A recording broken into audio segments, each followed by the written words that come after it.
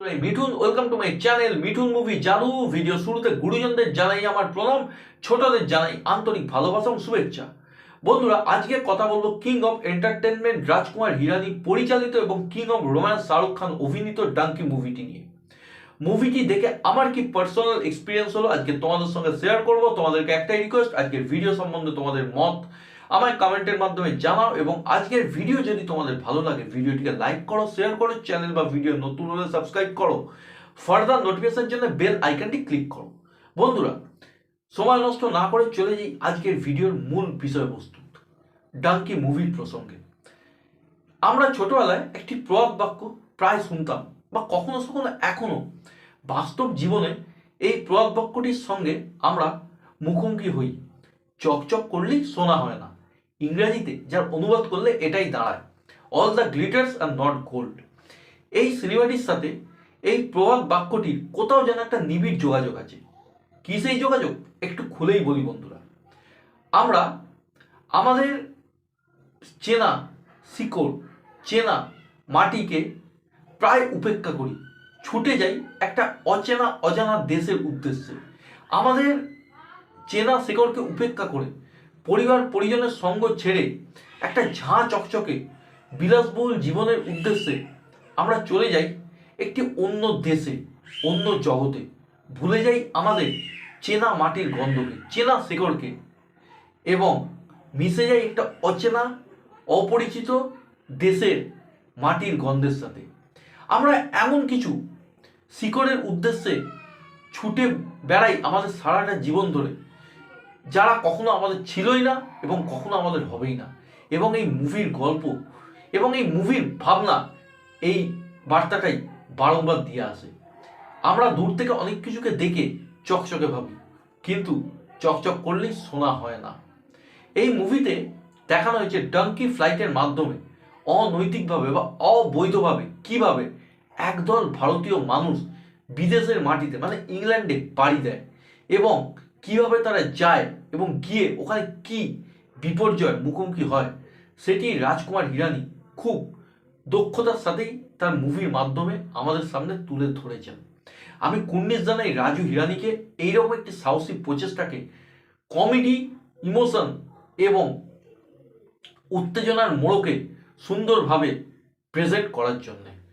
কুর্নিশ জানাই শাহরুখ খানকে, যিনি পাঠান এবং জওয়ানের মতো মাস মুভি এবছর দেওয়ার পর এইরকম একটা বিষয়বস্তুর সাথে আমাদের সামনে বড় পর্দায় উপস্থিত হয়েছেন। এই মুভির যদি আমি ইউএসপির কথা বলি, তো এই মুভি মানে এই গোটা মুভিটি কিন্তু ইউএসপিতে ভরা। মানে এই গোটা মুভিটির মধ্যে অসংখ্য ভালো লাগার মুহূর্ত আছে। প্রথম ভালো লাগার দিক এই মুভিটির ভাবনার মধ্যে এমন একটি সুন্দর ভাবনাকে সুন্দরভাবে এই মুভিটি আমাদের সামনে তুলে ধরে যে আমরা মুভিটির ডিউরেশন নিয়ে বিন্দুমাত্র শঙ্কিত হই না। কখনোই আমরা ঘড়ি দেখার কথা এই মুভিটি দেখার সময় মাথাতে আনতেও পারি না। মুভিটি পুরো দস্তুর আমাদের মন্ত্রমুগ্ধ করতে সক্ষম হয় বন্ধুরা। মুভির বেস্ট পার্ট হচ্ছে মুভির প্রি ইন্টারভেল পয়েন্ট। মানে এই মুভিটি শুরু থেকে ইন্টারভেল পর্যন্ত যা যা দেখায়, এই মুভিটির বেস্ট পার্ট বলে আমার অন্তত ব্যক্তিগতভাবে মনে হয়েছে বন্ধুরা। মুভিটির ইন্টারভেলের আগে যাবতীয় কমেডির দৃশ্য বা শাহরুখ খানের এন্ট্রি সিন রাখা হয়েছে এবং এক কথায় যদি বলি মুভির সেরা অংশ কিন্তু ইন্টারভেলের আগে অবধি হয়। এই মুভিতে শাহরুখ খান যেমন ইমোশনে আমাদেরকে কাঁদিয়ে দিচ্ছেন, তেমনি কমেডির মাধ্যমে আমাদেরকে হাসাচ্ছেন, তেমনি রোম্যান্সের মাধ্যমে আমাদেরকে নিয়ে চলে যাচ্ছেন সেই 90-এর দশকে, যেখানে আমরা কিং অফ রোম্যান্স বলতেই শাহরুখ খানকে বুঝতাম। যদিও এই মুভিতে শাহরুখ খান রোম্যান্টিকের পাশাপাশি অল্প বিস্তর অ্যাকশন অবতারও ধরা দিয়েছেন। এবং অ্যাকশন বলি বা রোম্যান্স বলি, বাদশাহ তো হামেশা বাদশাহই হে। এবং এই মুভির মাধ্যমে বাদশাকে আমরা আমাদের মনের সিংহাসনে আরেকবার বসিয়ে দিতে বিন্দুমাত্র দুবারও ভাববো না বন্ধুরা। তবে এই মুভিতে কমেডিটাকে ভালোভাবে আমাদের সামনে তুলে রয়েছে দুজন মানুষ, অনিল গ্রোভার এবং বিক্রম কোচর। অনিল গ্রোভারের এটা প্রথম কাজ, কিন্তু দেখে মনে হয় না এটা তার প্রথম কাজ। এবং বিক্রম কোচর দুর্ধর্ষ অভিনয় করেছে একটি পাঞ্জাবির রোলে। বুমান ইরানিকে এই মুভিতে অনেকদিন পরে পুরনো ফর্মে পেলাম, ঠিক যেমনটা আমরা রাজু হিরানির মুভিতে বুমান ইরানিকে এক্সপ্লোর করতে পারি। বুমান ইরানি এমন একজন অ্যাক্টর যাকে হয়তো আমাদের বলিউড সেইভাবে এক্সপ্লোর করতে পারেননি। গুটিকয়েক পরিচালক মানে রাজু ইরানি ছাড়া হয়তো গুটিকয়েক পরিচালকই বুমান ইরানিকে সেইভাবে এক্সপ্লোর করেছেন এবং এই মুহূর্তে বুমান ইরানি তার 100% দিয়েছেন।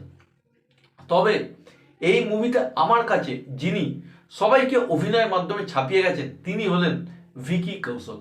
যেটুকু সুযোগ উনি এই মুভিতে পেয়েছেন সেইটুকু সুযোগকে পুরো 200 ভাগ কাজে লাগিয়েছেন তিনি, এবং তিনি যে কতটা প্রতিভাবান একজন অভিনেতা এই মুভির মাধ্যমে তিনি আরেকবার দেখিয়েছেন।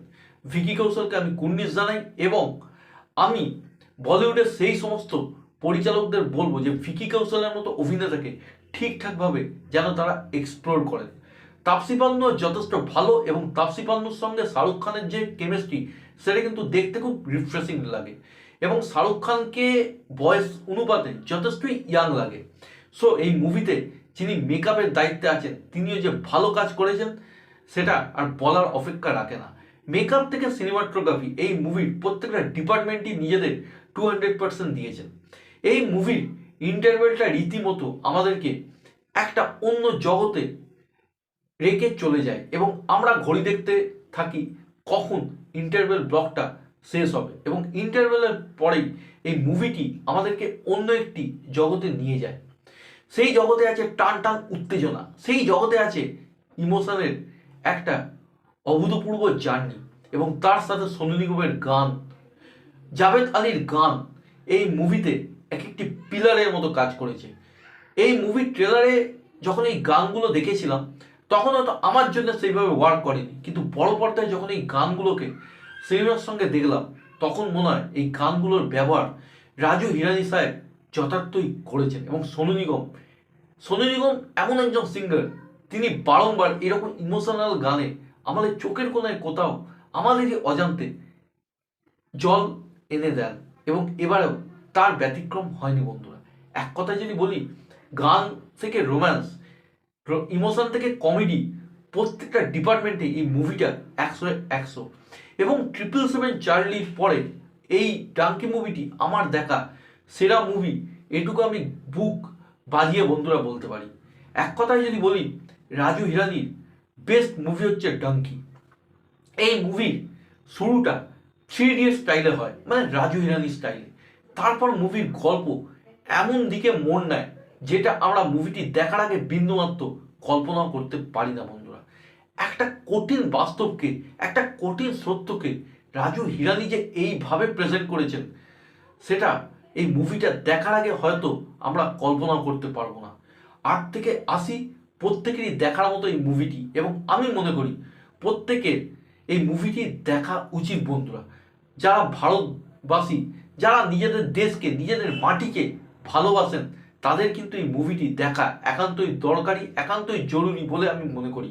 কারণ এই মুভিটি একটা কাল্পনিক গল্পের মাধ্যমে একটা বাস্তবের সুন্দর বার্তা কিন্তু আমাদের সামনে তুলে ধরে বন্ধুরা। শাহরুখ খানের একটা কোর্টরুমের সিন আছে, সেই সিনটা রীতিমতো আমাদের বুকে পাঁজরে করাঘাত দেয় বন্ধুরা।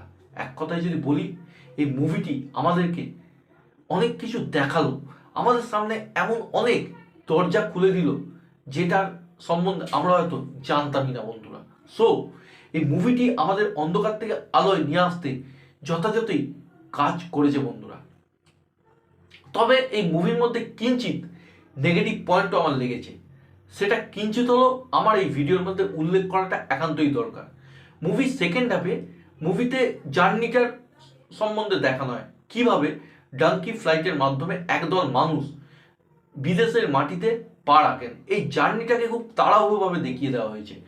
জার্নিটাকে আরও বেশিভাবে এক্সপ্লোর করলে মনে হয় মজাটা আরও জমে ক্ষীর হয়ে যেত।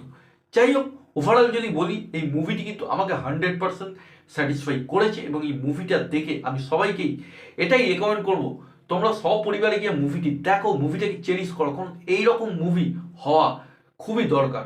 তবে সব শেষে আমি রাজু হিরানির কাছে এই আবদারি রাখবো, তিনি এত গ্যাপ দিয়ে দিয়ে যেন মুভি না করেন। ওনার কাছ থেকে আমরা কিন্তু অনেক কিছু পাবো, ওনার কাছে কিন্তু আমাদের প্রত্যাশা অনেক বেশি। এবং ডাঙ্কি মুভিটার পরে এটুকু আমি জোর গলায় বলতে পারি, আমাদের Indian film industry one of the best director হচ্ছেন রাজু হিরানি এবং শাহরুখ খান। সবশেষে এই কথাই বলবো, শাহরুখ খান ছাড়া হার্ডি বা শাহরুখ খানের যে রোলটা সেটা অন্য কোনো অভিনেতার পক্ষে করা সম্ভব হতো কিনা আমার কাছে বড় প্রশ্নচিহ্ন। সুতরাং 3 ইডিয়টস বলি, সঞ্জু বলি, পিকে বলি, মুন্না ভাই বলি, সেই সব ছবির গরিমাকে ছাপিয়ে গেছে ডাঙ্কি, এবং ডাঙ্কির ডঙ্কা বক্স অফিসে যে জোর কদমে বাজবে এই কথা আমি এখনই এই ভিডিওর মাধ্যমে তোমাদের বলে যেতে চাই বন্ধুরা। আজ তাহলে এই পর্যন্ত, বাকিটা তোমরা বড় পর্দায় দেখে আমাকে কমেন্ট করে জানাও ডাঙ্কি মুভি তোমাদের কেমন লাগলো। এবং আজকের ভিডিও সম্বন্ধে কমেন্টটা অবশ্যই আমাকে কিন্তু ভিডিওটি দেখার পরও করো, এবং যদি চ্যানেল বা ভিডিও নতুন হয়ে থাকো সাবস্ক্রাইব করো, ফার্দার নোটিফিকেশনের জন্য বেল আইকনটি ক্লিক করো। আবার দেখা হবে অন্য কোনো দিন অন্য কোনো ভিডিও। সকলে ভালো থেকো, সুস্থ থেকো, টেক কেয়ার, বাই বাই।